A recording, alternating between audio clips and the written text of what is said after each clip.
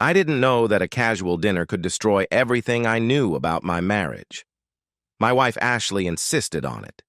She said it was important. You weren't the person I wanted to see, especially after the tension that had been building between us for months. But I went to be a supportive husband, to fix what I thought was just a temporary rough patch. I had no idea that this dinner had been planned with surgical precision, not to mend our relationship, but to break it. As soon as I walked into the restaurant, I knew something was off. The lighting was nice, the table was set, and Ashley looked different. Not nervous, not tense, but distant, with a fake calmness in her eyes, almost smug. And then Chase Donovan showed up, a guy I barely know, except for what Ashley has told me about work. He has always been just a colleague, as he himself said. But today he was acting different. He was smiling as if he knew something I didn't. Dinner started with small talk, Ashley pretending everything was fine, Chase unable to stop laughing. I tried my best to follow the conversation, but it was as if they were on another planet. At that moment, someone at the table, Chase, as it turned out, leaned back in his chair, and I heard his voice become sharper and more confident. He said something that made my blood run cold. "You have two choices," he added. "You can walk out of here quietly and forget about everything, or you can stay and see how far I'm willing to go." I was stunned. This guy was challenging me because of my own wife. I looked at Ashley, thinking she would say something, put an end to this nonsense. Instead, she smiled, a jealous, loving smile, and laughed. It wasn't laughter, but the sound of condemnation, betrayal, disguised as bravado. It broke something. That laugh broke a part of me. I lost control, but in that moment it was like a knife to the heart, and I raised my fist. I reached out, grabbed Chase by the collar, and shoved him into the side wall of the stall. There was black rage in my eyes, and humiliation permeated every cell of my body, while Ashley just stood there, showing no sign of concern. The people in line behind us gasped. Some even stood up. Someone screamed. Chase pushed me, and for a few seconds we shouted, shoved, and fought. But it wasn't until one of the employees pulled us apart that I realized I was breathing like an animal cornered. Ashley didn't even look at me as we left. She didn't say a word. I think she just decided she was done with me. That night, I lay alone in bed, staring at the ceiling and thinking about every moment that had led me there. I couldn't sleep. Dinner, laughter, the call, the argument. It all pointed to what I didn't want to accept. She had already left me in her heart. She wasn't mine anymore. Maybe she never had been. I needed to get some clarity, and I really hoped I was wrong. I searched our home computer and her tablet, not even knowing what I was looking for. But I found it. First, photos, her and Chase in places she never told me about. Then the messages. Words we used. "I miss you already. Last night was perfect. He doesn't suspect a thing." My chest tightened. The betrayal wasn't just physical, it was intimate, deliberate, and long-lasting. When I called her and asked her about it, I hoped to see at least a little shame, maybe regret. But she didn't even flinch. "Did you go through my things?" "I'm so hurt, this is awful." "Would I have looked anywhere else if you looked at me?" That hurt me the most. She didn't deny it. She didn't even try to explain. Instead, she turned it all on me, saying I wasn't there for her, that I didn't understand her, that she had needs I wasn't fulfilling. I listened as she tried to justify the affair as if it were my fault, and something inside me just broke. That's when I realized I had been replaced long ago. Chase wasn't a mistake. He was the man she chose while I was still trying to save our relationship. There was no going back. There was nothing to fix. That night, I packed my things. The house was deafeningly silent. No apologies, no pleas, just her icy indifference. I told her I was leaving, that I couldn't live like this. She didn't stop me. I had 2 weeks to gather as much evidence as I could. Photos, text messages, financial documents. She had also lied about money, emptying our joint accounts to pay for her own needs. Revenge wasn't part of my plan. It was about self-preservation, about standing up for myself, about helping to clarify the situation in the divorce. Then Chase saw me one day in the parking lot at my gym. I hadn't seen him since that dinner. He looked nervous, maybe guilty. "Hi," he said. "I just want you to know I didn't want things to turn out this way." I looked him in the eyes and said, "I'm not waiting for an apology." And I meant it. Maybe he's happy with his decision. I've made mine. And now, a few months later, I'm rebuilding my life. It's not glamorous, but it's peaceful. I didn't have a plan. I found clarity in the silence. All the noise, the lies, the emotional turmoil, I've left it all behind. Ashley, I don't hate her. I hardly even think about her. Her love was conditional, superficial, and dependent on what she could get, not what she was willing to give. What I have now is real. Freedom, self-respect, and a future that belongs only to me. However, on some days, the weight of the past still weighed heavily on me. On quiet mornings when the sun warmed other people's windows and I reached out my hand, almost expecting to find hers next to mine under the blanket. Old habits die hard. But then I remembered her face as she left that evening, so calm, so carefree. And that memory became my lifeline. It reminded me that I didn't leave because of love, but because of a lie disguised as marriage. The divorce itself was brutal by other standards: paperwork, court hearings, disclosure of financial information. Ashley resisted at first, perhaps out of pride, perhaps out of guilt. But when she realized how determined I was, how much evidence I had gathered, she stopped resisting. There were no issues left to argue about. Her betrayal was not only emotional or physical, but also legal, financial, and absolute. I didn't want to drag her through the mud. All I wanted was a clean break, to heal from her manipulation. On the day the divorce was finalized, I didn't feel like a winner. I felt liberated. I walked out of the courthouse into the cold air and took a breath as deep as I hadn't taken in years. I no longer had to be someone's husband, someone's emotional punching bag, someone trying to prove that he was good enough. I was just me. And for the first time in my life, that was enough. I rented a small apartment, not huge, but it was mine.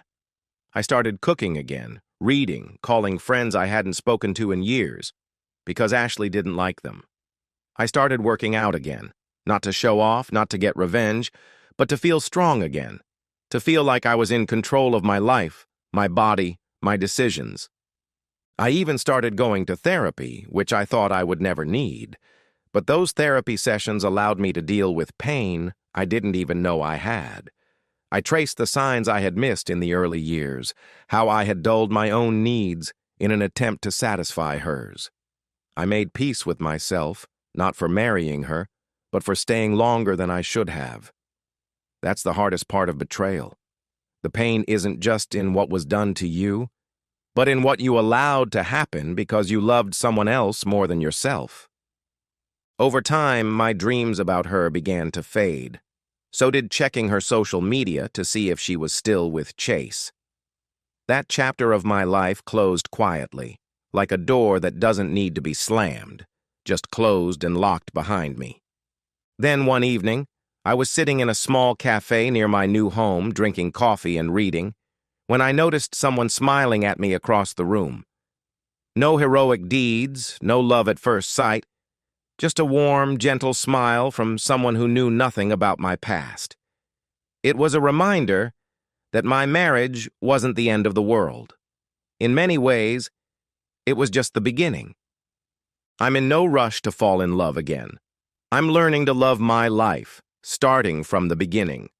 The quiet meaninglessness of silence, the rare feeling that I can exist in myself right now without guilt or regret. I know who I am.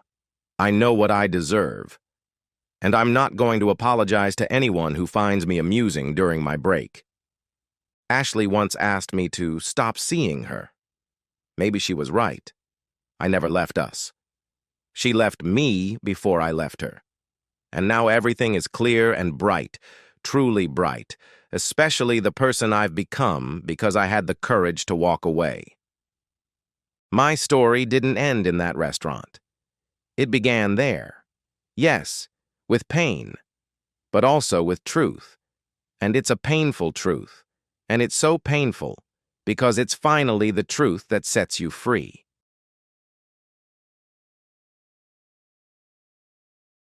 In fact, only 7 were deceitful, as I was unaware of the situation.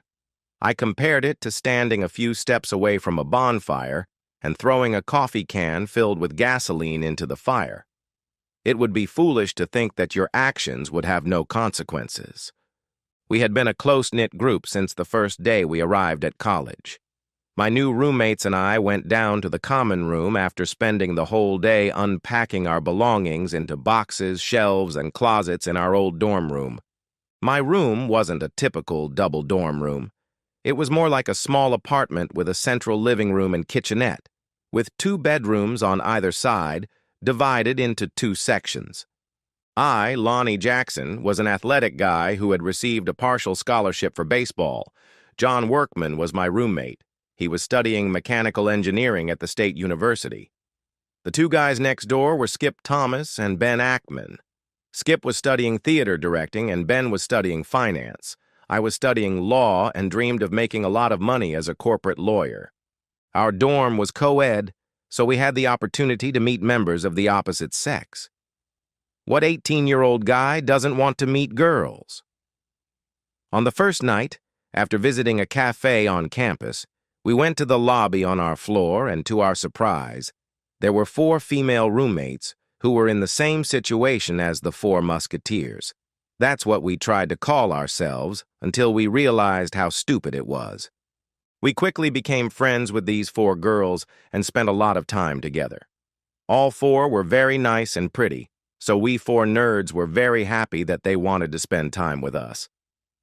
Terry was the prettiest. She was about 5 feet 7 inches, which was about the same height as me, since I was just over 6 feet tall. She was a typical cute girl next door with blonde hair, always wearing sweaters, but you could see she had a nice chest. Overall, she looked more like Marilyn Monroe. She was studying business management. Linda was a joker, 5 feet 5 inches, brunette, maybe 20 pounds overweight, but still cute. She was studying child psychology and wanted to work in education. Melissa, a cute redhead with a fiery temper who always said what she thought, even when no one asked her, was studying political science. She had perky breasts, weighed about 60 kilograms, and was 163 centimeters tall. And last was Jenny, the sweetest of them all and with the most pleasant personality. Jenny studied at the Faculty of Humanities because she didn't know what she wanted to be. We all got along well with each other. That's the only thing I can say looking back. We just suited each other. None of us were dating anyone. We just hung out together. We spent our entire first and second years together. In our junior year, the guys wanted to move out of the dorms, so we rented half of a duplex a few minutes' walk from campus. The girls stayed in the dorms, but they spent most of their time at our place, studying and hanging out. In our junior year, we started dating. Terry and I just got along really well. She came to all my home games and watched me play. She was a Philadelphia fan and loved baseball and the atmosphere of our games. Naturally, after I took a shower and left the locker room, Terry would be waiting for me, and we would grab something to eat on the way to her dorm. I never let her or any other girls walk around campus alone. I would get angry if I heard that they were returning to the dorm alone after evening classes. After a couple of times, they saw how upset I got and always called me their knight in shining armor. My sister was attacked, and the potential rapist was stopped by a passerby. I wasn't going to let anyone get hurt in my life if I could prevent it. I was 6 feet 3 inches, weighed just over 200 pounds, and had less than 10% body fat. I wrestled in high school and took boxing lessons at the gym. I could at least stop the attacker and give the victim a chance to run to campus security. Terry and I soon started dating officially, and on the first day when the guys got together for coffee and Terry came downstairs in my bathrobe, the teasing began. When Skip started singing "Lonnie and Terry are sitting in a tree kissing," I told him to grow up.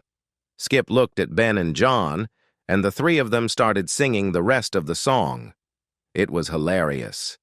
6 months went by and John started dating Jenny, Skip started dating Melissa, and Ben and Linda gave in to their carnal desires. By the time we finished college, Terry and I were engaged, Jenny was pregnant, and the other two couples were still together.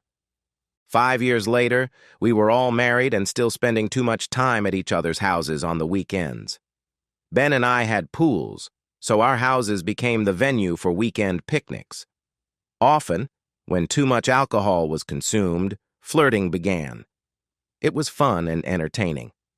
One day, Jenny put her child to bed as they were staying with us so they wouldn't drink and drive, and we all decided to go skinny dipping. Why a group of people in their late 20s decided to take off all their clothes and jump into a pool remains a mystery to this day, but we did. The water in the pool was cold, so 4 drunk guys told 4 teasing women that it was natural for our private parts to be smaller. We had a great time joking, flirting, and just enjoying life because we were young, in love, and had wonderful friends. 20 years later, I became a corporate lawyer, which I had always dreamed of, and Terry and I have 2 wonderful children who have already left home.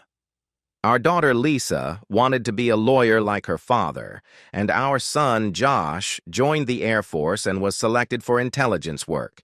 He was paid to learn what no college could teach him. He loved it. Terry got a job when it was just the 2 of us. Our marriage was still happy, or so I thought. We still saw our friends at least twice a month. They were lonely too, and after heavy drinking, now light beer, our get-togethers turned into reminiscing about the glory days of college, how young and carefree we were. Many conversations returned to the skinny dipping incident.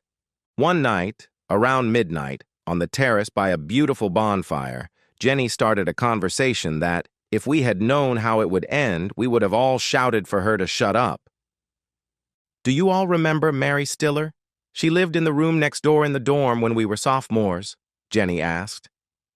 No one remembered her, and if they did, it was very vaguely. "We hired her a couple of months ago, and I was talking to her the other day at lunch. We were talking about college, remember so-and-so, heard about this, you know, the usual stuff. She told me a rumor that was going around the dorm about us," Ben said, and, "Did you know that a lot of people in the dorm thought we were all sleeping with each other?" "What?" Linda exclaimed. "Yeah, she said everyone thinks we have orgies in our rooms, especially after the guys moved in because we spend so much time with them." We all had a good laugh about it. Melissa said, "Yeah, in college it wasn't unusual to experiment with free love." She made quotation marks in the air as she said the words, free love. "I wonder why we never tried it. To be honest, I think our college life was a little boring." After she said that, everyone looked at Melissa. Skip looked at his wife. "Would you mind if we had a sex party?" "I don't know. Looking back and knowing what we know today, what harm could it have done if we had all tried each other? I mean, we could be even closer today if we had." This sparked a long discussion about missed opportunities and what it would have been like if we had behaved like hippies in the 60s with their free love. Some even joked that we weren't that old and still had time to experiment. I felt a little uncomfortable with how they were joking about sleeping with each other, and the situation started to get out of hand. "Or we wouldn't be friends anymore," I said, calming everyone down. "Why do you say that?" Ben asked me. Sex brings a dynamic to a relationship that can cause all kinds of emotional reactions. One of them is regret, another is jealousy, a feeling of awkwardness. We'll compare ourselves and then doubt our relationships with our wives. Maybe my wife isn't satisfied with our sex life anymore. Maybe she likes sex with Skip better than with me. Maybe she did things with John that she doesn't do with me. Does she think about Ben when I'm making love to her? Every man asks himself these questions. He may not say them out loud, but I guarantee he will think about them. Then his self-confidence declines. He may withdraw into himself, and communication with his spouse practically ceases. Besides, I don't want everyone to know the most intimate details of my wife's life, I said. We made vows. I promised my wife that I would belong to her body, soul, and spirit, just as she belongs to me. They've already seen me in all my glory, and it hasn't affected our relationship in any way, Terry said. Don't be so harsh, we're just talking. Yeah, a conversation that could open the proverbial Pandora's box. Oh, stop being such a stick in the mud, Terry said. Shortly after that conversation, we decided to call it a night. A few weeks later, seemingly out of the blue, Terry asked me, if we did decide to swap, who would you want to start with? Jenny, I think you've always been nice to her.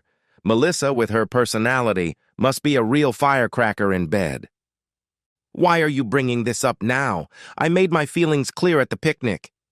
We were just chatting like girls. We were coming up with different scenarios and discussing who Ben would want to be with. Skip would choose Melissa, and John, I think, would want me. Remember when I told you about Pandora's box? Talking like this between women only leads to problems. Trust me, none of the scenarios you can come up with would work for me. Let's drop the subject. Terry just looked at me like I was a complete stranger. Our next picnic wasn't any better. After dinner, the conversation was subdued until we brought up the movie about the sex pass. This led to a conversation about celebrity sex passes, which eventually turned into jokes about who wanted to sleep with whom, and then Linda asked Skip, who would you like to start with? I got up and said I needed another drink. Today's picnic was at our house, so I went to the bar, poured myself my favorite 15-year-old bourbon, went down to the living room, and turned on ESPN. About 2 hours later, Terry came downstairs annoyed with me. There you are, what the hell is going on? Our friends just left, and you rudely came down here. We were starting to worry about you. How long were you worried? What? I don't stutter. How long were you worried? It couldn't have been long because I've been here for 2 hours, so you must have started worrying recently. I don't know what's gotten into you, but you've been acting like a child lately. No, I'm the only one acting like an adult. It wasn't me upstairs discussing who I would sleep with first if we switched places. It wasn't me discussing infidelity with our friends. I'm going to bed, Terry said, turning quickly and heading for the stairs. After that picnic, I started to distance myself from our friends. We used to play golf a couple of times a month, but suddenly I had contracts that needed my attention, and I started going to the office on Saturday mornings. I was thinking about upgrading our home security system, as the old one wasn't doing the job. I contacted several companies, got quotes, and invited salespeople to our house to discuss what we needed. Terry knew about the security system upgrade, but I wanted to expand it to cover several rooms in the house, including my office, where the safe was located. The advantage of the new systems was that they were wireless and didn't require a large hard drive, but instead worked using cloud technology. We upgraded the system in our home to include the living room, bedroom, hallway, office, garage, front door, backyard, and front yard. A week after Terry and I signed the contract, the new system was installed. I could log into the app and see any camera angle and hear everything that was happening. The system responded to movement and sound and recorded everything to the cloud when activated. I tried to teach Terry how to use the app and all its features, but she didn't want to bother. That ended up being her downfall. I was playing around with the system and saw a video of Terry standing in the kitchen, drinking coffee and talking to someone on her cell phone. I could only hear her voice, but a chill ran down my spine. Yes, I'm talking to him, but you know he's a dinosaur. Every time I brought up the subject of changing partners, he dismissed me. Yes, I want this as much as you do. I've wanted to sleep with you since college, but Lonnie and I have always been faithful to each other. I don't think he'll take it well. He can either join us or leave. No, I'll keep hinting. Okay, bye. Hearing this, I realized I needed to sort things out. I'm a corporate lawyer, not a family law expert, so I needed to find out what I could and couldn't do. Tomorrow, I'd call a few of my old classmates who practice family law and consult with them. Until then, I was going to keep my distance and stay calm. As I suspected, any video or audio recordings would be admissible as evidence, since Terry's name was on the contract. The fact that she didn't want to go through the app training and asked me to do it didn't matter. I found a few more calls. It seemed that Linda wanted to be my first replacement, and Terry wanted Ben. Apparently, she had wanted to sleep with him since college, and he with her, but I got there first. Why then did she act like a fan at my basketball games? A few more calls, and I found out that all 7 of them were going to talk to me at the Labor Day picnic. This year, Labor Day weekend plans started with a picnic on Friday night, when they were going to tell me about their plans and tell me I had no choice. What was I supposed to do? They thought I would be backed into a corner, and when push came to shove, I would agree and join their exchange program. They didn't know me at all. During the week leading up to Labor Day, I met with my co-workers again and listened to their advice and recommendations. I also started making decisions about what to do if my so-called friends and wife dropped this bomb on me. On Wednesday at dinner, I was given the Labor Day schedule. On Friday evening, we were going to a picnic at Skip and Melissa's house. She was a little vague about Saturday and Sunday, but said that Labor Day would be at our house. Now everything was set. So, we're at Skip and Melissa's house, and I'm waiting for the show to start. Terry keeps looking at me and realizes that I'm not acting like myself. I was still drinking my first craft beer, and by this time of night I would have had at least 3 bottles. Ben, Skip, and John weren't looking at me. That was all that was left of our friendship. Apparently, sleeping with each other's wives was more important than maintaining a lifelong friendship. When the celebration began, most of my food was still on my plate. Linda stood up and gave a speech about how strong our friendship was, how stable it was, and how tonight we would take it to a new level. Terry sat on the other side of the fireplace and stared at me the whole time. Melissa stood up and began to explain the rules. I didn't say anything, just stared at her. We had to put our car keys in the fish tank, and each wife had to pick a set of keys. Whoever picked the keys had to drive home. The next day, we had to go to the next wife, not our own, in alphabetical order, then on Sunday evening to the 3rd wife, and on Labor Day, we had to meet at Terry and my place. When she finished her speech, she asked if there were any questions. "What are we supposed to do when we get to her house?" I asked, making quotation marks in the air. I wanted them to explain what was going to happen. I wasn't going to let them off that easy. Melissa said, "Whatever you both agree to." "I don't agree to anything, damn it." Terry finally spoke up. "We've all decided that this will be fun, and we want to do it. You can join us and have fun, or you can't. We're going to do it." "So you don't care about my opinion or the possible consequences?" Ben said, "Lonnie, it'll be easier if you just agree." "Ben, you've always wanted to sleep with Terry. Now it looks like your dream is coming true and you don't care about my opinion." Linda looked at Ben, confused. "Oh, yes, Linda, didn't you know?" I laughed heartily. "Ben has had his eye on my wife for years. I wouldn't be surprised if Terry accidentally took Ben's keys today, because I'm sure the feelings are mutual," I said, glancing at Terry. She turned away and left. Melissa joined the conversation. "Even if any of us had desires, this weekend will put an end to them, and we can continue living together." Terry looked at me. "These things happen. Don't make a tragedy out of it. Maybe sex with someone else is nothing to you, but to me it's everything. But you all made a commitment, so do what you want." They got their keys, and I was right. Terry took Ben's key, Jenny took mine, even though I hadn't given my keys to anyone. Someone must have taken them. Linda took Skip's keys, and John stayed with Melissa.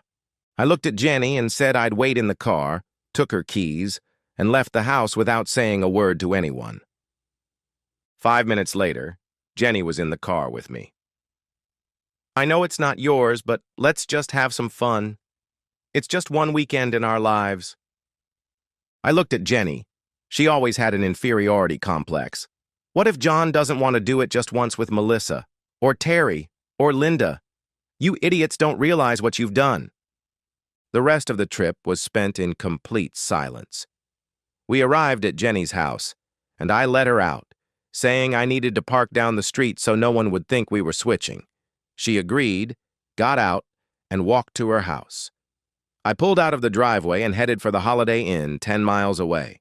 I turned off my phone and ordered a bottle of Jack Daniels to my room. I poured myself 3 fingers, raised the glass, and said, "To the death of marriage." Then I drank the whiskey. I don't remember much from that night. In the morning, I went straight to the office. I sat down at my computer and opened last night's notes. As soon as Ben and Terry walked in the door, they were naked by the time they reached the living room. "Wow, that was amazing," Terry said. "Was it worth the wait?" "Wait for what? We slept together just a week ago. No one suspects anything. What could anyone say now after this weekend, when we all slept with each other?" I cried at my desk. My suspicions about Ben and Terry had been confirmed. The only thing I didn't know was how long it had been going on. It must have been only a few weeks because I have a video of her telling him on the phone that they had wanted to sleep together since college. Well, obviously they couldn't wait until Labor Day to cheat on their partners. Terry went to the bedroom first, then called Ben. She went out and bought new lingerie especially for Ben. I looked through and listened to the rest of the audio and video recordings, but nothing clarified how long their affair had been going on. It didn't matter. Tonight, the marriage was over. I asked a colleague to gather all the documents, and since everything was in electronic form, they were able to file for divorce and prepare the documents for delivery on Monday, despite the holiday. I think Labor Day will be fun, just as Melissa had planned. We were going to regroup an hour before the picnic started so that the family wouldn't suspect anything when they saw someone arrive without their spouse. I was supposed to be at Linda's at 8 p.m. I turned on my phone, but there were no text messages or voicemails. Jenny was probably so embarrassed that I left that she didn't say anything. Well, I'm sure Linda will say something when I don't show up. I went to the best steakhouse in town and spent a lot of money on a piece of Kobe beef. It melted in my mouth. I left there and went to our country club. Our club has a bottle storage where we buy bottles. They charge a small fee to open the bottle, but I always leave a tip, so I've never had to pay to open one. I pulled out a bottle of 15-year-old Pappy Van Winkle. I've tried the 23-year-old, and in my opinion, it's not worth $4,000 more. The $1,500 bottle is plenty for me. I took a sip of my Pappy, then switched to Woodford Reserve Double Oak Single Barrel. I asked the bartender to call me a taxi because I didn't want to risk getting into an accident or being pulled over for drunk driving. Another night at the Holiday Inn. On Sunday, I had a slight headache, but nothing too bad, so I went down to the hotel restaurant to eat pancakes. I went to Wally's World, bought some more clothes, and decided to head for the mountains. I drove around the state park, stopped at a secluded bar with about 50 Harley motorcycles parked outside, and had a great time. I forgot my phone and went back to the car to get it. I turned it on, and the phone almost exploded. I was right. Linda couldn't forgive me for refusing to go to her and have sex with her. I had voice messages from everyone, but the worst was from Terry, who said that if I thought my childishness was going to prevent her from having this experience, then I didn't know what was coming to me. She felt no remorse whatsoever. I was also told to get my ass over to Melissa's if I knew what was good for me. I went into the office around 9:30 p.m. and watched the videos from the night before. Skip was there, but nothing much happened. I downloaded all the audio and video files again from my divorce lawyer, then drove to the Holiday Inn. Today was John's turn. At 9 a.m., I got up, left the hotel, had breakfast, and went to the office to coordinate everything with my witness. As a court employee, I had every right to deliver divorce documents. I went online to download the latest videos and was shocked. John never showed up. I listened to the audio recording and heard Terry calling John on the phone. "Why aren't you here? I know he's not part of our plans. That doesn't mean we can't have fun." "Well, because he's acting like a child. Aren't you coming? I know he didn't want any of this. But, well, it's your fault." Then she hung up. I thought it was funny and decided to call John. "Hey, Lonnie, how's it going? I heard you didn't stop by any of your wives' houses except to drop Jenny off." "John, you know me better than anyone. You knew you couldn't make me do that." "I know, and I told everyone, including Terry. I told Terry she was playing with fire. And for what? For a little weirdness? I was your biggest supporter and said what I thought, but Ben and Skip decided it was a chance to sleep with other women. I told Jenny I didn't like it, but I know she was only waiting for you. I don't want to go home after she slept with Ben and Skip. Lonnie, I want you to know that I wasn't at your house last night. I don't think Terry was happy about it. I didn't do anything special with Linda and Melissa. I wasn't in the mood." John said those last words, and I could tell his voice was shaking with emotion. "John, you're a man of character. Thank you. To calm you down, I drove your wife home and then went to the Holiday Inn. I didn't stop or call Melissa or Linda. Linda was very upset that I stood her up." "Yes, I heard. Will you be at the picnic today? After all, it's your house." "Yes, I'll come, but I don't think anyone will be happy to see me. I know you didn't do anything with Terry, and I wanted you to know how much I appreciate your honesty. You'll remain my friend, but the others won't." "It's sad, Lonnie, that you warned everyone and no one listened. In a way, you didn't either. I should have been as strong as you, Lonnie. See you later." I hung up and cried because my oldest and closest friend would still be a part of my life. The picnic started at 4, and all the couples were supposed to meet at 3 and return with their spouses. I planned to arrive at 5 to start the celebration.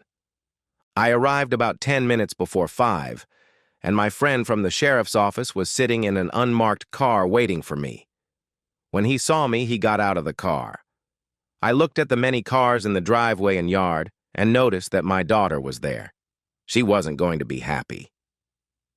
The sheriff's deputy and I walked down the driveway to the backyard when the front door opened, and my daughter Lisa ran out. She looked at the sheriff's deputy and asked, "Dad, what's going on? Mom is acting strange, and why is the sheriff's deputy here?" "Honey, you'll find out in a few minutes. Please let me finish first." We walked around the house and opened the gate. Everyone seemed to be having a good time. I saw that the grill was on, and it looked like Ben had already replaced me at the grill. He's using my wife, and now he's even wearing my grill apron. How low can a man sink? Linda spotted me first, then Ben, who motioned to Terry. I got close enough so that everyone could see me with the deputy sheriff. "Everyone, please pay attention." Terry looked at me with fear in her eyes. Her parents, my brothers and sisters, several cousins, everyone was looking at me in confusion. "Terry Jackson, in the presence of a witness, I am serving you with divorce papers on the grounds of adultery.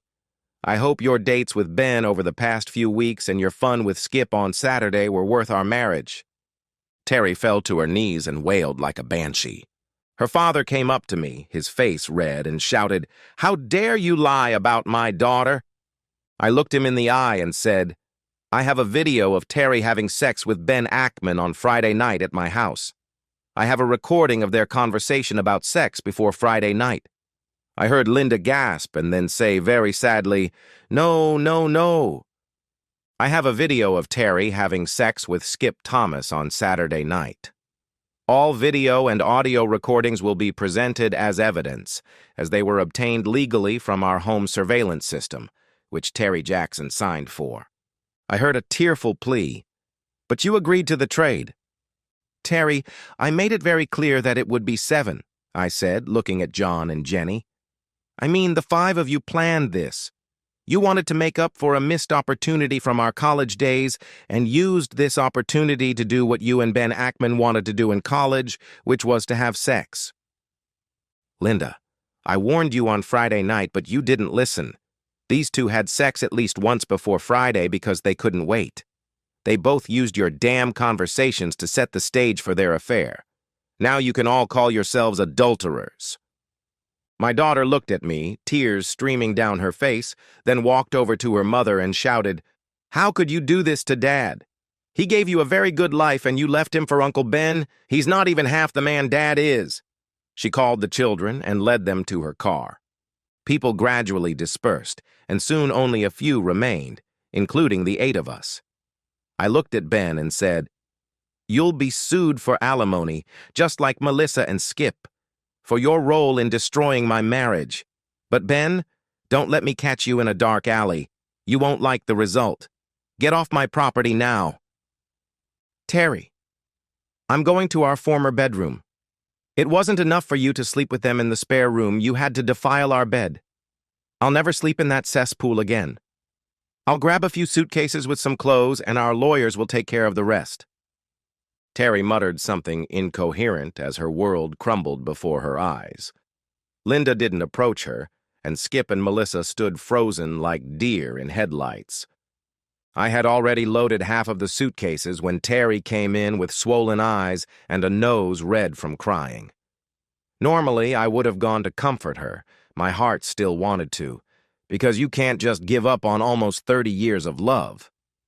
"Why did you do this to us?" Terry sobbed. "I didn't do anything to you. I warned you all. You thought I would sit back and let you treat me however you wanted because my ex-friends decided it would be fun.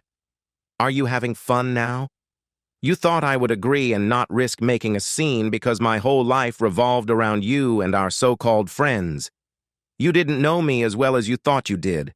I warned you all. Once sex enters a relationship, it changes. When you spread your legs for Ben and Skip, you stopped being mine, as we swore at our wedding.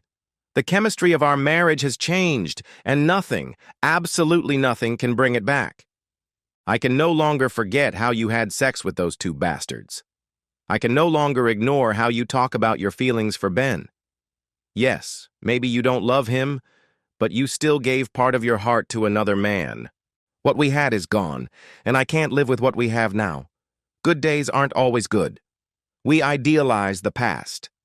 Have you ever thought that maybe it wasn't a missed opportunity for the 8 of us? It was a serious obstacle that we overcame. My divorce from Terry is ongoing. She's resisting, but since we live in a no-fault state, she can't stop it. My estrangement from the Ackmans and Thomas has led nowhere, but the lawsuits have made their actions public. For me, that's a moral victory. Linda filed for divorce because of my affair, although it was a bit hypocritical since she agreed to the swap, but it was still a betrayal. She always felt like she was Ben's second choice, and this confirmed her thoughts. I haven't seen Ben since he walked out of my backyard on Labor Day. Skip and Melissa are going through a rough patch in their marriage. I guess when everything around you is exploding, collateral damage is inevitable. Sleeping with other people has changed the chemistry of their marriage, and guilt and doubt weigh heavily on both of them. John and Jenny are doing pretty well, considering the circumstances. Jenny didn't sleep with Ben and Skip after all, which really pissed them both off. She made them sleep on the couch. But she wanted to sleep with me, and what John did to Melissa caused problems. They are seeing a therapist, and I pray that they find the help they need. John and I are still friends because he showed his character by refusing to sleep with Terry. Lately, I've been spending a lot of time spoiling my grandchildren and my daughter. She keeps telling me to stop buying toys for the kids and gifts for her. I tell her, "Sue me. I love going to outlet stores, and if I see something my grandchildren or you will like, I buy it. I'm not going to take my money with me to the grave, so I'm enjoying life." She pretends to be angry, but when she opens the bag I bring home for her, a smile appears on her face. Whether I will ever remarry is unknown, but I am not looking. The divorce will soon be final, and I will be free. Looking back on everything I remember, I recall the phrase, "You can't fix stupidity." It fits my situation very well.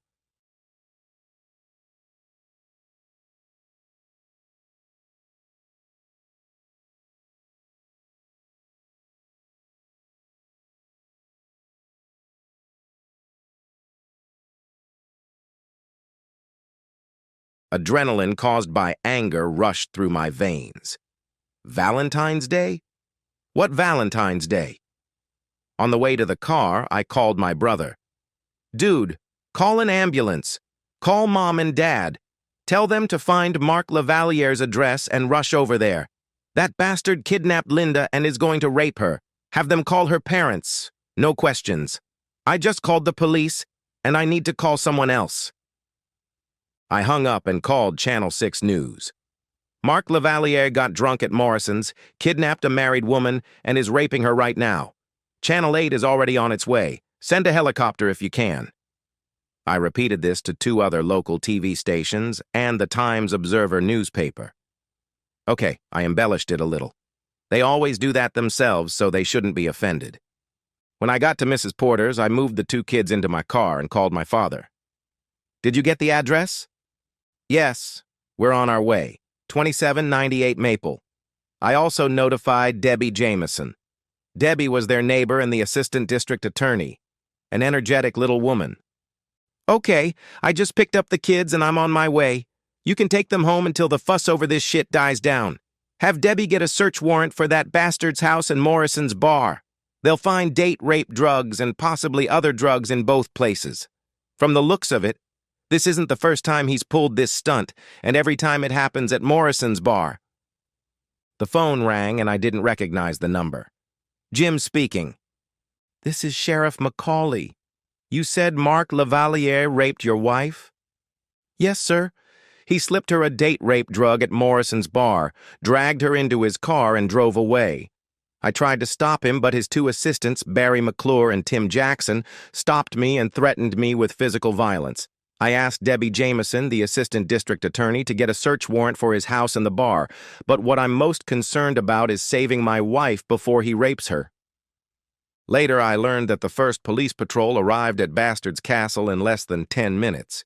It was surrounded by a 3-meter wall and protected by massive steel gates. Celebrities love their privacy. We pressed the doorbell and didn't back away. After 5 long minutes, a male voice answered. Get lost. Don't you know what time it is? Police! Open up immediately.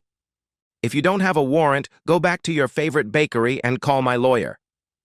By that time, one of the police officers had climbed over the wall with a rope. Holding a megaphone to his lips, he shouted, Open up! Police! Open up immediately! Although the houses in this expensive neighborhood were far apart, the sound apparently carried far. Lights came on in neighboring houses. Curious neighbors came out in bathrobes and tracksuits, and television vans and several more patrol cars arrived. The street resembled a traffic jam after a football game. A lift was installed on the roof of one of the TV crew's vans and raised up. A bright spotlight turned on, illuminating the entrance and front door. On a small platform, a cameraman and a reporter were filming a breaking news report about the alleged rape by an NFL star drug addict. There was no doubt that the media would blow this up into a sensation. Finally, I appeared, and leading my 2 children behind me to hand them over to their parents, headed for the gate. Go away, growled the officer with the most braids on his uniform, responding to a barrage of demands to open the gate behind him. The camera followed me. No way, my wife is in there. Why aren't you protecting her? The officer looked at the camera, then at me. Get the kids out of here. At that moment, Prickhead must have realized that the longer he waited, the harder it would be to open the gate. When the gate swung open, little Emma broke free and ran as fast as she could toward the front door. It took the surprised police officers and journalists a few seconds to recover from the shock. We all rushed after her. Mommy, Mommy, she screamed at the top of her lungs as she ran toward the front door. Mommy, where are you? Emma, come back, I yelled, running after her. One of the police officers held Tommy back so he wouldn't get in the way. The police officer with the megaphone shouted over the noise, Mr. Laval, come out with your hands up now! The front door opened and Bastard came out. The bright lights and chaos made him stagger and lose his balance. He was wearing only boxer shorts, no doubt to show off his perfect abs and 6-pack. Mommy! Where are you? Emma screamed and dove after Bastard. Mommy! Mommy! Linda appeared in the doorway, clearly buttoning up her blue dress. Emma, what are you doing here? Mommy! We came to save you from this bad man. With her little fists, she hit the muscular thighs of the evil giant towering over her. One of the blows she landed accidentally hit him in the groin, and he doubled over. Then, with an angry expression on his face, he hit her in the face, and she flew backward, hitting the wall. This blow stirred up all the spectators, who rushed through the open gate. A camera mounted on a crane captured everything. Linda's father, a former military man, caught up with Aisho and hit him in the back of the head with a karate chop. You hit a defenseless child?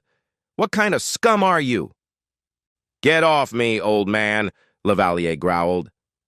Gasping for breath, I ran to the front door. Exploding with rage, I hit Bastard in the knee with all my strength. He buckled and fell. Then I turned to Linda. Get out of here now! Get in the ambulance! Why? I'm fine. Yes, you're not. He drugged you with a rape drug and you need to be examined. You're a victim of rape. When she sighed and opened her mouth to respond, I cut her off. Or you're a dirty whore of a mother who told her little girl on national television to get out and die. Choose now, and choose quickly. Fear and understanding flashed across Linda's face in a split second as she looked around at the growing crowd of cameras and people. She took Emma by the hand and walked toward the ambulance, which had pulled up in the meantime. Thank you for saving me, Emma. Epilogue. The police took Mark Lavalier to the station and charged him with kidnapping, rape, assault of a minor, and drug trafficking. They cleared everyone from the area, cordoned it off with yellow tape, and posted guards, mainly to prevent anyone from getting inside and taking the drugs. Debbie, my parents' neighbor and an assistant district attorney, woke up the judge, made him watch the latest news report on local television, and obtained a search warrant for Ashura's bar and home. It came as no surprise to anyone that various drugs used for rape, including cocaine and ecstasy, were found in both places. The national media went into a frenzy, rivaling the hype surrounding Tiger Woods and his infamous nighttime car accident. Footage of Lavalier beating little Emma was shown over and over again, and probably played a big part in the jury finding him guilty on all counts. Morrison's bar was shut down. 2 teammates were arrested as accomplices and received suspended sentences. Channel 6 was particularly aggressive in its coverage of the events, even displaying an 800 number at the bottom of the screen for other wives and husbands to share similar stories. They gave my lawyer the names of 11 other people who, after I filed my lawsuits, filed several class action lawsuits against Bastard, his teammates, the team, the owners of the Morrison's bar, and the NFL. Linda played the innocent victim for a while, claiming that asshole must have bribed the bartender to spike her drink. Of course, the bartender was nowhere to be found. I divorced her immediately. The heartless and swift manner in which she dumped me left me no choice. She looked me in the eye and said she needed to use the restroom, even though she knew perfectly well that her destination was not the restroom, but asshole's bed, where a night of unforgettable sex awaited her. She got an unforgettable night, though perhaps not quite the way she wanted it. They say that justice is slow but sure, and when the dust settled a few years later, I had a little money in the bank, thanks to all the villains who contributed to the destruction of my marriage, as well as various other sufferings and torments. Mark Lavalier was kicked off the team after he was sentenced. By the time he got out of prison, he couldn't make the physical training for any team, mainly because he could barely walk.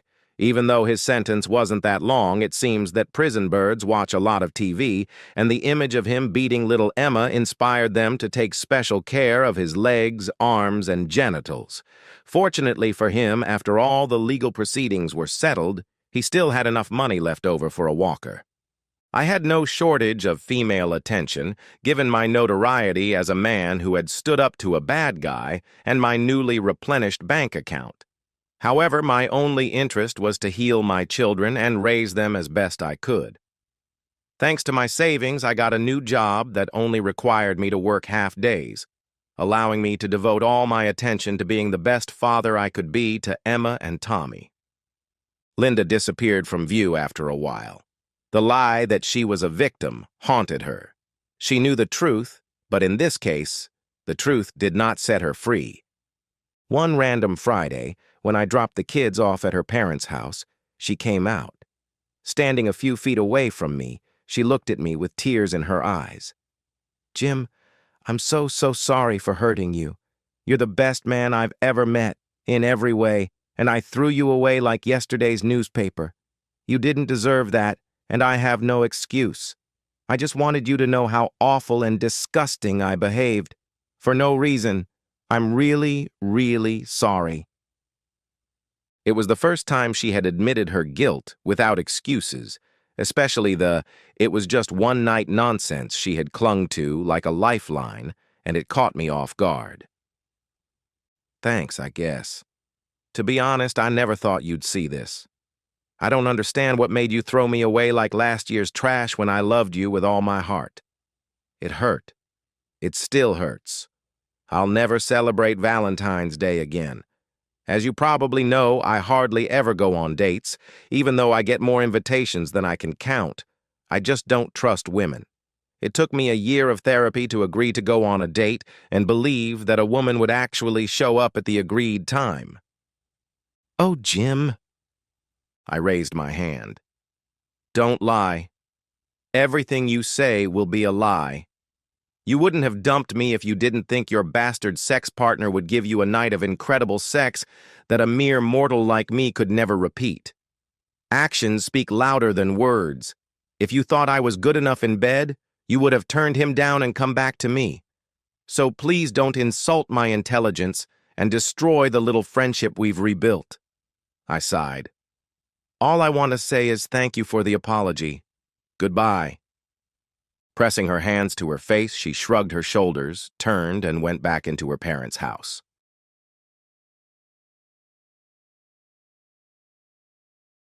It was Friday evening, and someone rang my doorbell at around 2 in the morning, or rather, early Saturday morning.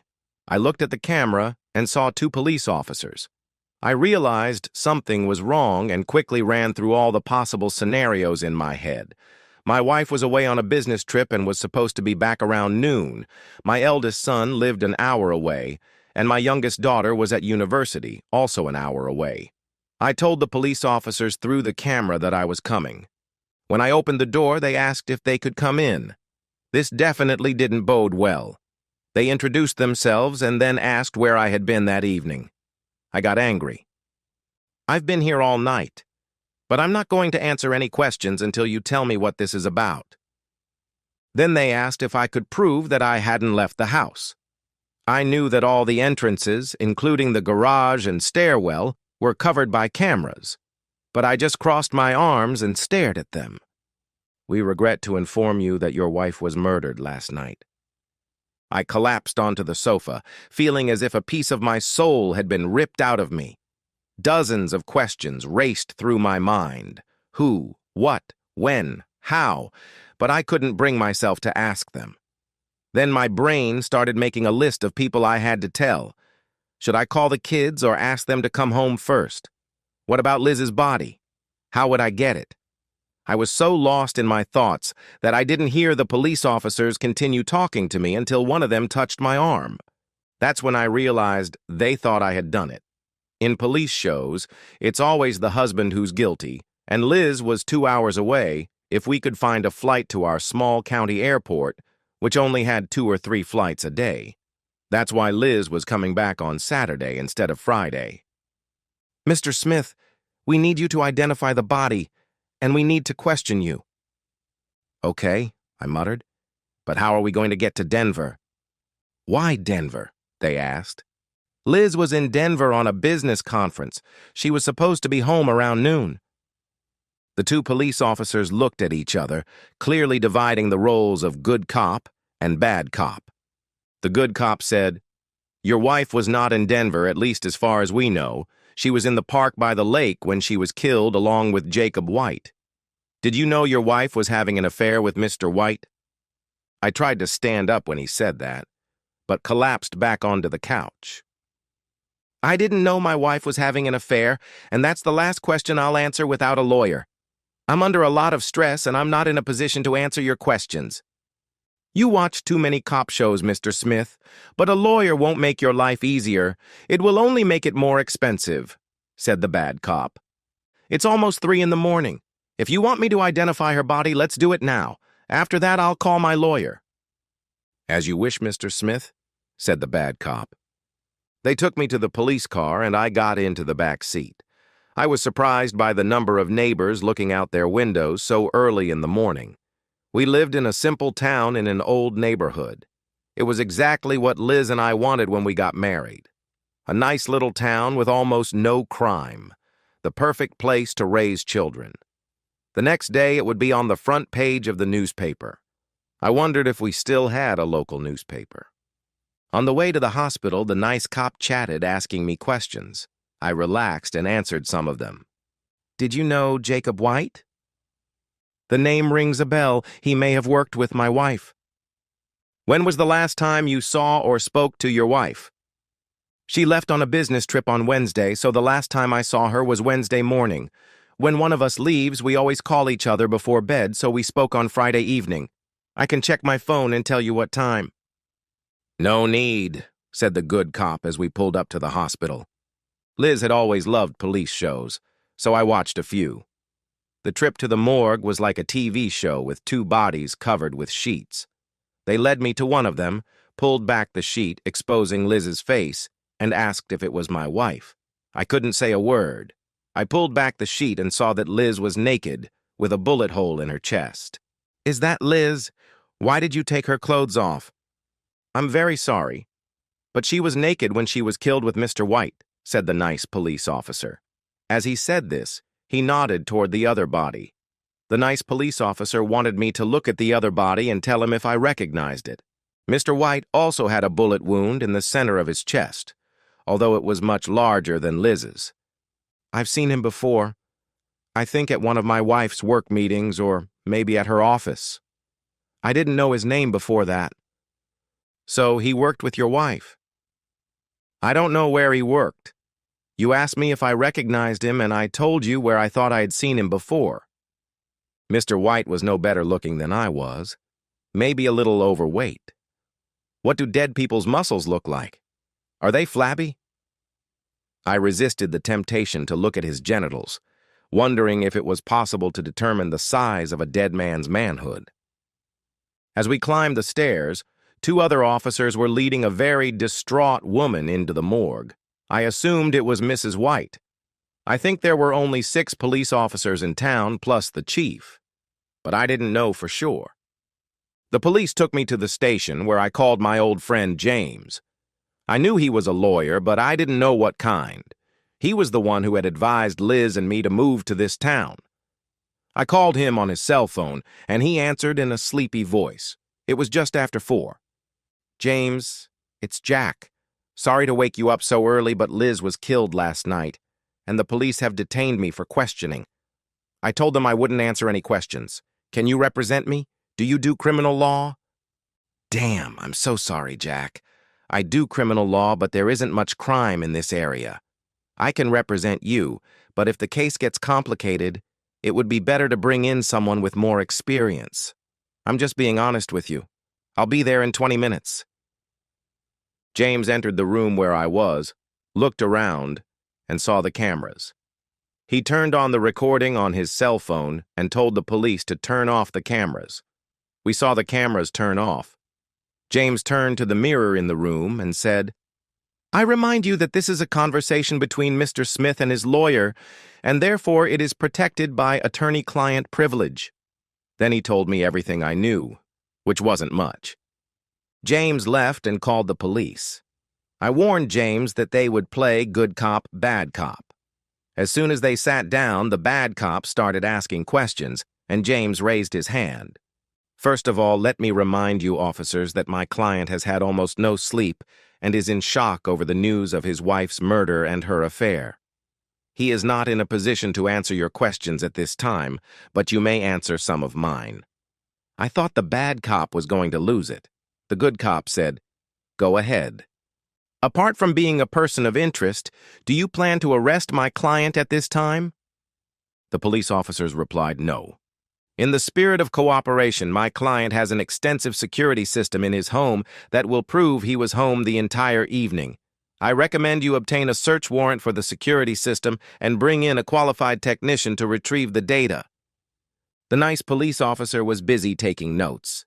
James said, "Now tell me what you think happened." The bad police officer replied, "We're not telling you a damn thing." James stood up and said, "Then we're done. And unless you arrest my client, he's free to go." James motioned for me to stand up, but the good cop asked us to wait. "We don't know much either, except that Mrs. Smith and Mr. White were naked and having sex on a picnic table in the park by the lake. Someone came up behind Mr. White and shot him in the back. The large caliber bullet went through Mr. White and Mrs. Smith and lodged in the picnic table. We're waiting for additional resources from the state to conduct an autopsy and other activities. This is the first violent crime in this town in nearly 50 years. Your client is free to go, but state officials will want to question him." James drove me home. When he dropped me off, he told me to pack my things and get ready to leave for a few weeks. As his husband, my life would be a nightmare, and I needed to meet him as soon as possible at a 2-star motel on the outskirts of town. He would send me the room number. I did as he said, but as I packed my suitcase, I was completely distraught, though I managed to keep my wits about me long enough to grab my briefcase and laptop. When I entered the room, it was almost 6, and I was still in a daze. James had left me a box of coffee and a dozen donuts. He had to go to work, and I was alone for the first time since the police came to my house. While I was taking a shower, I ran through a list of people I needed to call. I decided to start with my son. Something had happened to him recently, and he had become more distant. Liz said his new job was really stressing him out. Then I decided to call my daughter, then Liz's parents, and then my parents. I decided my parents would tell their siblings themselves. Somewhere in between, I would call Liz's office. First, I called my daughter, Beth. "Beth, honey, I have to tell you that your mother was killed last night. She was with her lover." Her reaction shocked me. "My God, is Jacob okay?" "No, he was killed too. You told me about her affair and didn't tell me?" "Yes, Dad. Mom told me about 6 months ago. She was so happy when she talked about him. I even met him once. I thought you knew." "Does your brother know?" "Yes, but he took it really hard and stopped talking to all of us. Mom said you knew and didn't mind her affair." "Listen to me carefully, you damn idiot. I didn't know, and I would never have agreed to it. Didn't it ever occur to you to ask me, out of courtesy to the man who pays for your education, your car, and everything else? Our relationship is over, and I will no longer support you. Get out, and don't try to contact me." When I hung up, she was screaming something. She tried to call back, but I blocked her number. I quickly called my son. "John, I have to tell you that I killed your mother last night." "I know, Dad. It was on the morning news.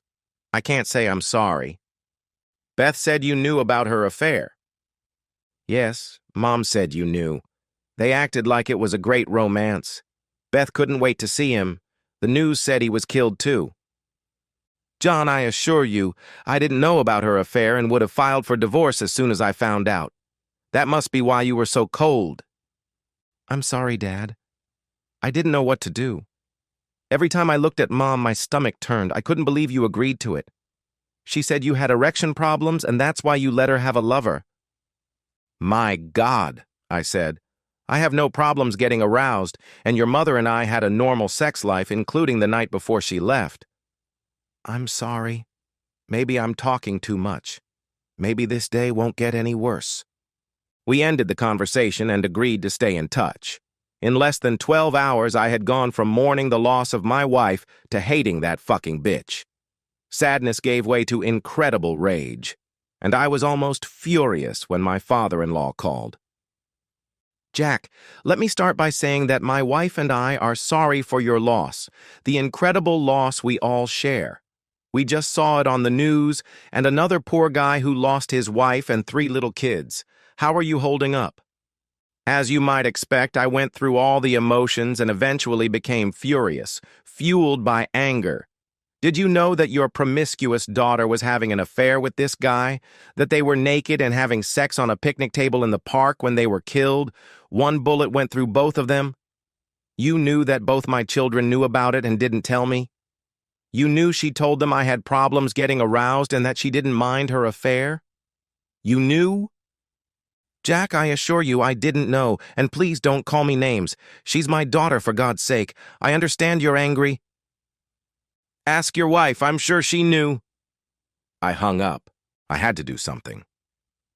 I put on a baseball cap and sunglasses and went for a run, turning off my cell phone before I left.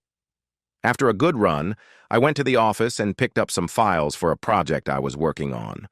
I sent my boss an email saying that I would be away for a while and that I had my cell phone with me. I attached a news clip from a local TV station showing a group of reporters gathered outside my house. Then I drove to a neighboring town for dinner. There was a pharmacy there, and I bought some CBD gum. When I returned to my luxurious apartment, I turned on my cell phone and saw hundreds of missed calls and messages. There was a missed call from my mother. I had completely forgotten to call her. There was a voicemail from my father-in-law saying that his wife knew and had heard the story about my problems. He was leaving her, probably temporarily, but his question was, why didn't anyone try to prevent this? If they had, their daughter would still be alive. My son also sent me a message. Beth had called him. She was upset that I had cut her off. He said he had told her she deserved it. My lawyer called me while I was deleting all these stupid messages. Jack, the state police want to question you officially. They wanted to do it in town, but I convinced them to do it about 30 minutes outside of town to avoid the press. It's tentatively scheduled for Wednesday at 9 in the morning. Let me know if you're available. More importantly, this case is getting too serious for my skills. I've found a much more experienced criminal defense attorney for you, and I'll email you his resume. You're not obligated to hire him as your representative. I'll be there on Wednesday as well. Thank you, James. I respect your decision to withdraw from the case. This morning was awful. It seems that my children and mother-in-law have known about Liz's affair for over 6 months. Liz told them that I was okay with her affair because I have issues, which is a huge lie. Jack, if you don't mind, I'll pass this information on to the police to give them something to work with, so to speak. They'll want to question them, and I feel I can represent them during the questioning. Let my daughter hang, James, but I would appreciate it if you took care of John. I'll tell him to wait for your call. Then I called my parents. They were both on the phone and had seen the news. When I told them the whole story, their anger evaporated, and I struggled to hold back tears. They wanted me to come over, but there was an unfamiliar car outside, and they thought it might be a reporter. But I liked the idea. My mom's cooking was definitely better than what was waiting for me at home, and they could comfort me. We agreed that I would come over at the end of the week, even though it was an hour's drive. The meeting with the state police went smoothly. By then, they had surveillance footage, and one of the cameras showed me taking out the trash around the time of the murder, so I was cleared. But the first murder in a small town in over 50 years, with the victims naked and having sex in a public park, attracted the attention of the press. And social media raped me and convinced everyone that I was guilty. No one cared that I had been seen taking out the trash at the time of the murder. One amateur detective was convinced that I had faked the records and that it was very convenient for me to take out the trash when I was actually murdering my wife. My boss didn't want me to show up at the office during work hours, so I came in very early and left by 6, or came in late at night. Several of my employees, including my administrator, sometimes came in early with me or stayed late, and somehow we managed to get my projects done on time. 2 weeks after the murder, the Marine Corps called and asked me to arrange Liz's funeral. I started saying that I wanted to donate her body to science. Maybe they would find the gene for promiscuity. Instead, I called my father-in-law and asked if he wanted to claim her body. He wasn't home yet, and I tried to hold back my anger. He said he would take care of her. In the end, the funeral was very quiet. Neither I nor my son attended. The reporters who had camped out at my parents' house gave up, and I moved back into my old bedroom. Sure, it was better than a hotel, but every morning I stared at the ceiling and thought about how low I had sunk in life. In the second and third weeks, I started to take revenge on my daughter.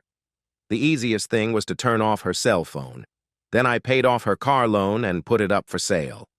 John called me and laughed about how angry his sister was. She couldn't live without her cell phone, and she needed the car to get to college.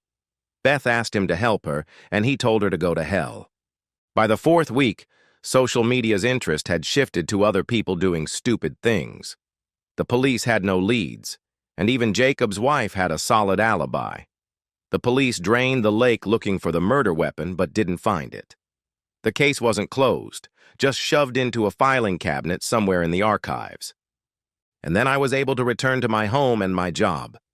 My son came over for the weekend, and we loaded all of my wife's belongings into a truck, including my bed, and took them to a charity. I sent our daughter our wedding album with a note saying, "I want you to remember the marriage you helped destroy." Yes, I know it was cruel. Going back to work was a real circus. I couldn't get anything done because people kept coming into my office to offer their condolences. My administrator cried on my shoulder for 15 minutes. There were also several women I barely knew who came to offer their condolences. "You're fresh meat, Jack," said my administrator, Cheryl. "I'm sure there are those who want to support you in your grief. But to the rest, you're a handsome guy with a good career, no alimony, and no problems with sex. In this area, that's very attractive. If I weren't married, I'd be interested in you too." By the seventh week, things had calmed down at the office. Every week, 1 or 2 women would ask me out to lunch, but I wasn't interested, and even that died down. My daughter sent me a letter saying she had to drop out of college and move in with her maternal grandmother. She still insisted she hadn't done anything wrong. I wanted to tell her she hadn't done anything wrong and that it wasn't her fault. It was during that 7th week that one of my senior employees commented that Cheryl looked sexy. I reminded him that it wasn't appropriate to talk about women that way at work. He apologized, said he was having a hard time adjusting to some of the new rules, and then asked if she always wore such revealing clothes. With that in mind, I started paying attention to what she wore to work and noticed that she usually showed off her cleavage and long legs. Maybe it was my imagination, so I looked through a lot of old group photos and found that she almost never wore dresses or skirts and never showed her cleavage. That same week, Cheryl came into my office to discuss her suggestions for revisions to a report I had written. She leaned over my desk, and when I looked up, most of her breasts were exposed. Cheryl noticed that I was looking, smiled, but did nothing to cover her breasts. I was embarrassed and hastily agreed to her changes. We usually met every morning for a few minutes to discuss my schedule for the day and important matters for the coming days. Over the next few weeks, it seemed to me that her dresses were getting shorter. She would sit across from my desk, taking notes, crossing and uncrossing her legs. I tried desperately not to look. When the meeting was over, she smiled at me. At the same time, the touching began. She would touch my forearm when she brought me coffee, touch my chest when she walked by. Maybe it was all innocent and I was just an old lecher who hadn't had a woman in months. She was married and had a child, probably in preschool. Her husband traveled a lot on business, so her mother had moved in to help around the house. I usually had dinner at one of the restaurants near the office. Cooking for one was dreary, so I often ate out. I had been a widower for 10 weeks when, on Thursday evening, Cheryl sat down next to me at the restaurant. "I hope you don't mind me joining you, Jack. My husband won't be back until morning, and my mother took my son to her sister's for the weekend." We chatted over dinner and a couple of glasses of wine. Or rather, she chatted, because I had nothing to talk about. She mostly talked about her son, and by the second glass of wine, she started complaining about her husband, who hardly paid any attention to her.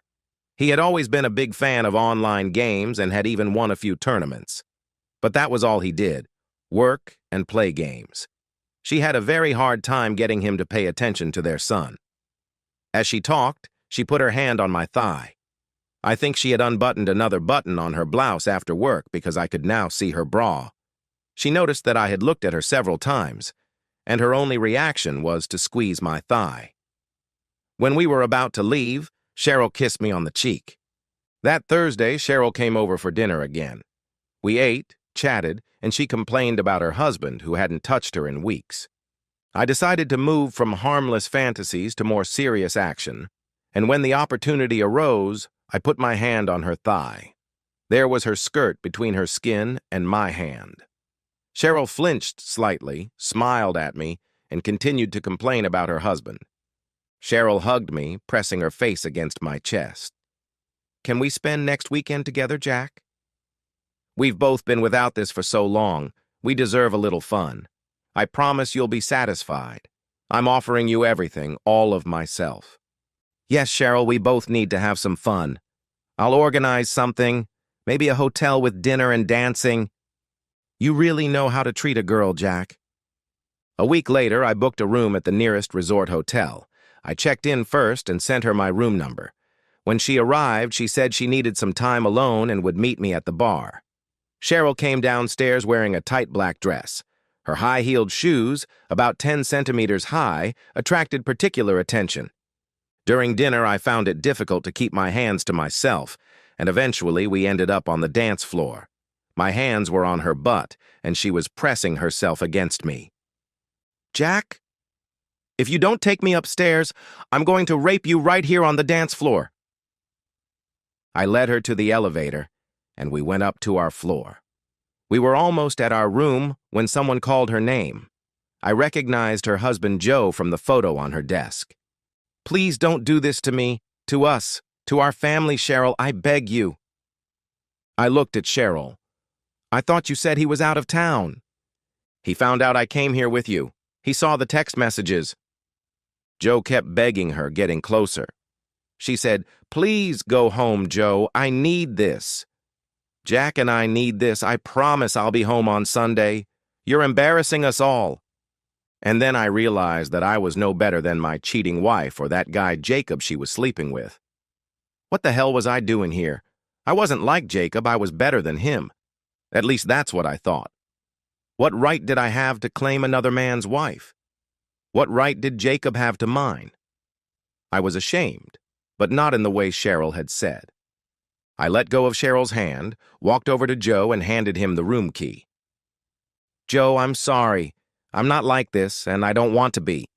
It's been a really tough year for me, and I lost myself for a while. That's not an excuse, it's an admission. I was almost like my ex-wife and her lover, whom I despise. I'm sorry again." I turned to Cheryl. "I'm sorry. I can't do this and then look at myself in the mirror." I left them there without looking back to see what they would do. I drove home and opened a very expensive bottle of scotch. What a mess I had made. Or rather, what a mess Cheryl and I had made. What if Joe hadn't shown up? Would I have gone through with it? I was sure I would have. Thank God he stopped me before I did something I would have regretted for the rest of my life. The next morning, Joe knocked on my door. He brought the suitcase I had left in my room. He seemed shy, not looking me in the eye as he walked through the living room. "Cheryl told me how she decided to seduce you shortly after your wife's murder. She's a beautiful woman, and I'm sure you'll agree. Cheryl was always out of my league, and I don't know how I lost my composure. But thanks again." He held out his hand, and I shook it. "Thanks, Joe, for keeping me from making the biggest mistake of my life." On Monday, Cheryl called and said she was sick, and a few days later we received her resignation letter. The next day, I received a short note. "I'm sorry, Jack. I'm too ashamed to work for you. I'll never be able to look you in the eye, and I hope my resignation will help save my marriage." No one ever found out who killed my wife and her lover. Rumors circulated on social media that it was a loan shark or a mobster, pointing to his Italian heritage. A few years later, I spoke to Beth at my son's wedding, and she asked me to dance, but I declined. Beth also invited me to her wedding, but I declined. My son stood up for Beth, asking how long I was going to punish her and destroy our family. I gave in and started treating her kindly, greeting her with a hug every time we met. But every time I heard, "I saw him once." One day, while hugging me, she whispered in my ear, "I know you're pretending, Dad, and you've always pretended, but I'll be happy with what I have.